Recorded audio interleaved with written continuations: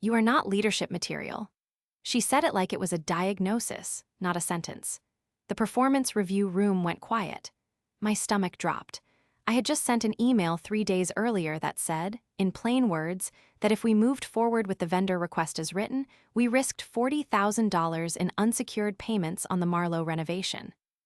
I had attached a copy of invoice 9412 and the vendor certificate, both missing insurance and missing the required indemnity clause.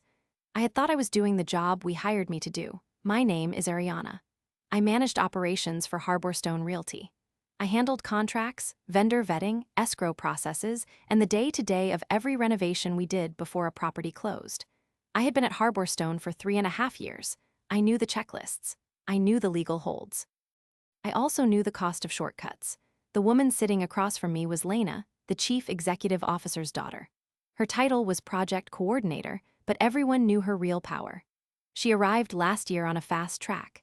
She had charm and a way of making senior partners laugh at her jokes. She also had a habit of skipping steps when it saved time, and she liked to tell people how brave she was for cutting corners. On a Tuesday afternoon, I had flagged a simple procedural risk. The client on the Marlowe had insisted on a quick start. Lena wanted to wire a $40,000 deposit to Silverline Contracting the next morning to lock dates. I typed an email, attached vendor checklists, and wrote, "This vendor has no certificate of insurance on file, and the contract lacks the indemnity clause required by our vendor policy. If we wire before we have those documents, Harborstone absorbs any damages." I copied the project lead, the escrow officer, and the chief executive officer's assistant. I left it factual. No tone, no threats, just the facts. Lena read it and responded 2 hours later with a smiling emoji and an override note. She called the vendor. She sent a text to the chief executive officer saying, "We will handle this. Trust me." 2 days later, in the performance review room, she shot me that line. She said, "You are not leadership material." Then she laughed softly, like she had made a little joke. The chief executive officer, who chaired the review, shifted his eyes to me like I was an annoyance. I smiled politely. I took a breath. I did not argue. I reminded myself that losing my cool was the fastest way to lose an internal fight. I told her, my job is to protect the company from those gaps. I did not raise my voice. I wrote down the date, June 3, the name of the invoice, and where I had left the warning. I walked out of the room, and I started saving everything. That day began the worst 7 days of my professional life. It also set up the only chance I had to make this right. The first escalation came the next morning. Silverline showed up at the Marlowe with a crew and a signed acceptance. They had a deposit receipt for $40,000 wired from Harborstone's operating account. Reference line wire 4302061. No certificate of insurance came through. The subcontractor did not have the general liability needed for the second floor demo. 2 days after that, one of Silverline's crew knocked a hydraulic arm into a neighbor's fence. The neighbor filed a complaint with the city. Harborstone now had a city inspector asking for proof of insurance and permits. The client called furious. We paused the project. The $40,000 deposit was effectively trapped and could not be returned quickly. That should have been enough, but this was only the start. Over the next 7 days, 11 vendors piled up with problems. I can still see the list in my mind because I kept it in the Notes app on my phone, every entry stamped by time. Vendor problem number 2 was Oak Ridge Title. They pulled funding for the tentative closing on a different Harborstone property when they saw no indemnity clause in the Silverline contract. They flagged our account for review. A wire hold on the Oak Ridge side stalled the lender. That stopped a closing scheduled for June 9. The lender called the client. The client called Harborstone. Our reputation took a blow. Vendor problem number 3 was Crest Plumbing. They never received final purchase order approval because Lena had asked me to speed up approvals and then texted the vendor directly telling them to start. Crest completed work and then sent a bill that did not match the purchase order. They demanded immediate payment or they would stop future work. I had to tell our client we were in a negotiation on a simple plumbing invoice. Vendor problem number 4 was the staging company. They canceled a key open house because Harborstone had not cleared the final payment authorization. The open house could have generated 3 offers. Instead, we got one, and it was lower. Between the delayed closing and the canceled showings, the projected revenue for the quarter took a hit of an estimated 15%.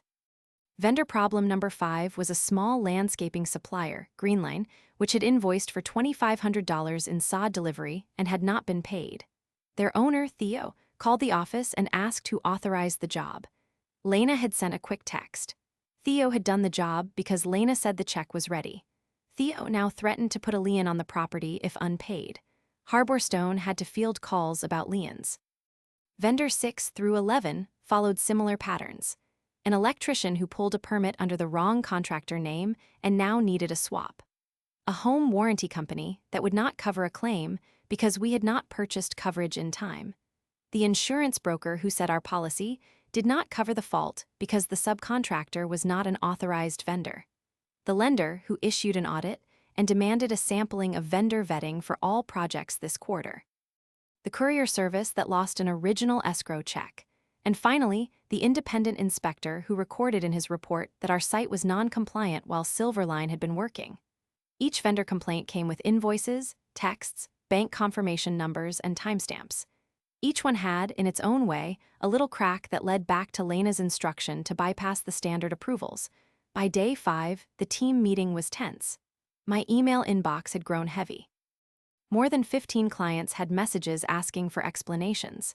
The chief executive officer called a special meeting with the leadership group. He wanted answers in the review.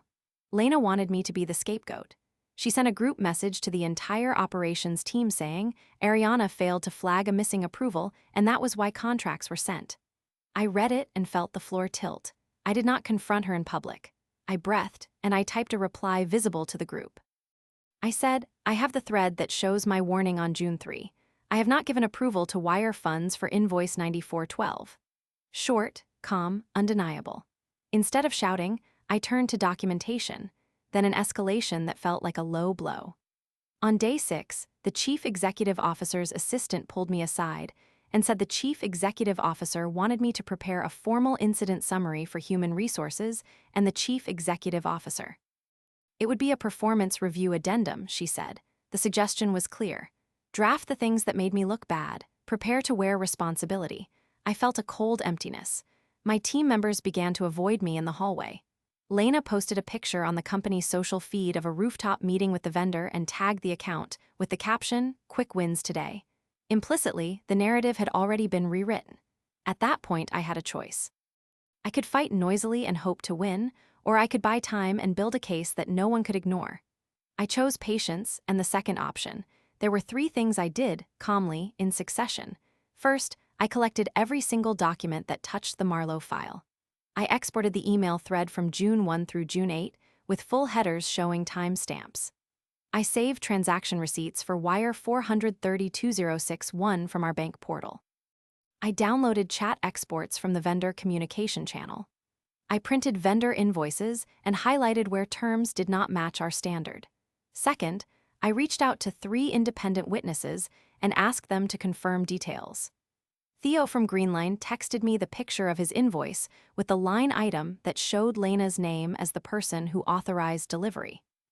Mark from Oak Ridge Title sent a scanned note from their account manager with the timestamp that their funding hold was because there was no indemnity clause. And Maria, Silverline's operations manager who had been quietly unhappy with the way the subcontractor had been pushed, sent a WhatsApp message that she had told Lena at 9:12 a.m., "We need the insurance and indemnity before you wire." Lena replied, "I will handle it." Third, I logged into our project management ticketing system and pulled audit logs. The system showed who clicked approve on the purchase order, and the click was missing. That was important. It meant no internal approval existed. The bank wire showed Harbor Stone's signature, but the approval did not. The only person who could have authorized the wire from outside the system was Lena, who had texted the vendor the night before and had called the chief executive officer's assistant. I saved the bank confirmation and the audit logs together. I labeled the binder Marlowe evidence packet, and I printed everything in an organized fashion. I also sent one silent email. I sent the packet, complete, to risk management, human resources, and the chief executive officer with a one-line message. For transparency and facts, please see the attached. I did not write anything inflammatory. I simply attached dates and receipts and the original email where I warned them of the $40,000 exposure on June 3. Then I waited, The low point came the next morning. In the daily stand-up, Lena stood and pointed at me. She said, "Ariana was sitting on this for weeks. She should have approved the orders. She delayed the project for us." The chief executive officer looked at me with disappointment. Some people in the room shifted their eyes. My manager, who had always been kind, asked me to step into the conference room for a quick talk. He told me in private that a formal performance plan might be drafted and that I should be prepared to accept accountability. He said, "We have a lot at stake." I felt alone. I could taste the metallic flavor of panic. I left the small conference room and I sat at my desk.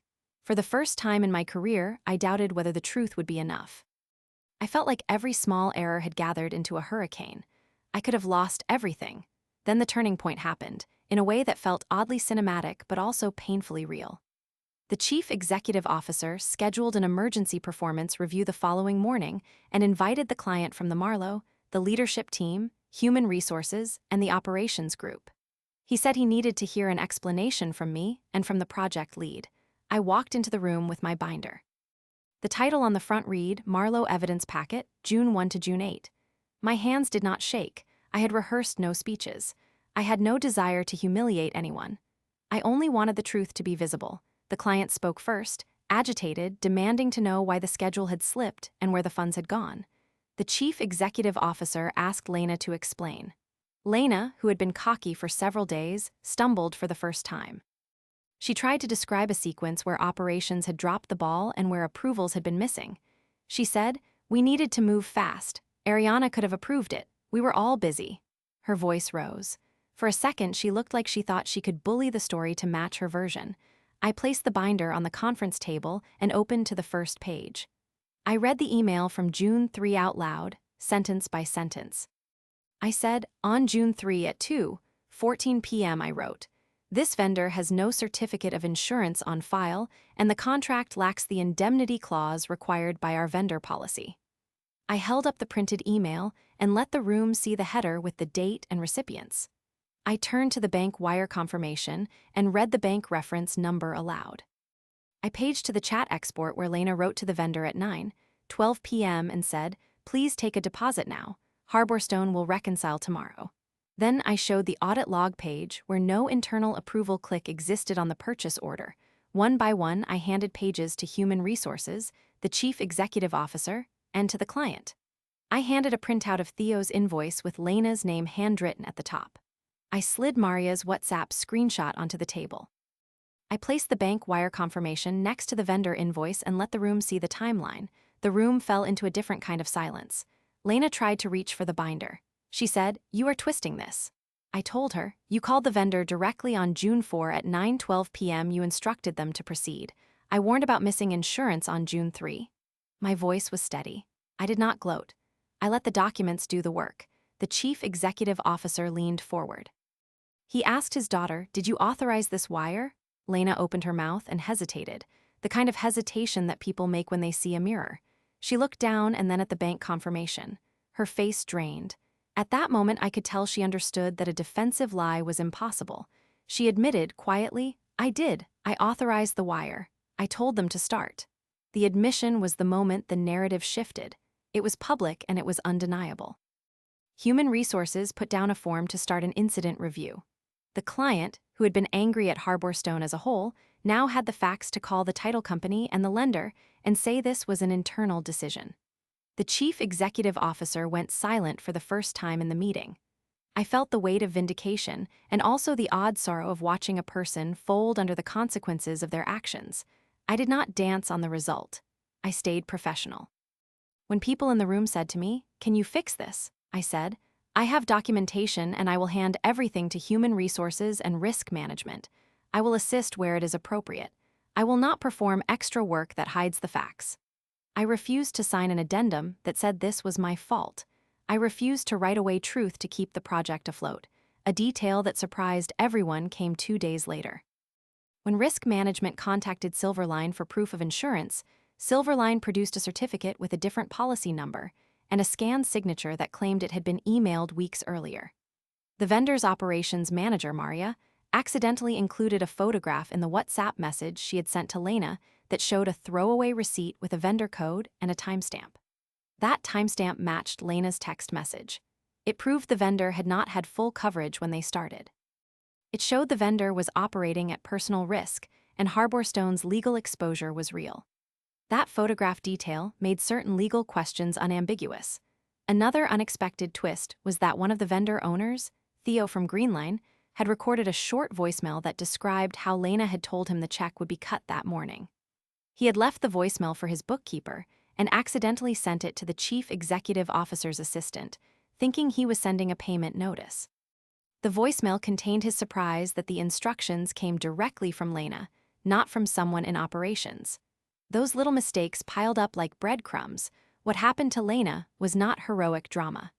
Human resources required her to step away from project approvals pending a formal review. She was reassigned to an administrative role and required to attend vendor compliance training. The chief executive officer had a frank conversation with her about privilege and responsibility, and the company initiated a policy update that required all vendor payments over $10,000 to have two approvals in the system, one from operations and one from finance. She did not get fired the same day. Real consequences are rarely immediate and flashy. They are procedural and slow. She lost authority. Her reputation inside the company shifted. People who had once laughed at her jokes no longer deferred. For me, the aftermath was quieter than I expected. I stayed for 2 more weeks to help human resources and risk management sort through the paperwork. I handed over the printed packets, the chat exports, and the bank confirmations. I wrote a short memo with a timeline so that external partners could see the facts. Legal asked me to sign a witness statement. I did what was required. Every action I took was documented. I declined politely when the chief executive officer asked me to help smooth things over with a phone call to the client. I had been covering for others for years. This time I drew the line. I told him, I will provide the facts. I will not rewrite them for convenience. Within 3 weeks, an opportunity arrived I had been interviewing for quietly. Summit View Properties, a mid-sized real estate investment group, had reached out through a contact of a colleague. They offered me a role as director of project operations with a 20% raise and a clear mandate to rebuild their vendor compliance program. They wanted someone who would enforce process without drama. I accepted. I negotiated a start date that gave Harborstone 10 working days to transition me and finalize the incident review. I left as professionally as I had stayed. On my last day, the company had a small meeting. The chief executive officer shook my hand. He said, I am sorry about how things went. His apology was not theatrical, but it was real. Lena avoided eye contact. She sent a quiet message on my last morning that read, thank you for keeping it civil. The message felt like a small attempt to reach out. I replied, we did what had to be done. I did not say more. There are 2 things I still think about when I look back.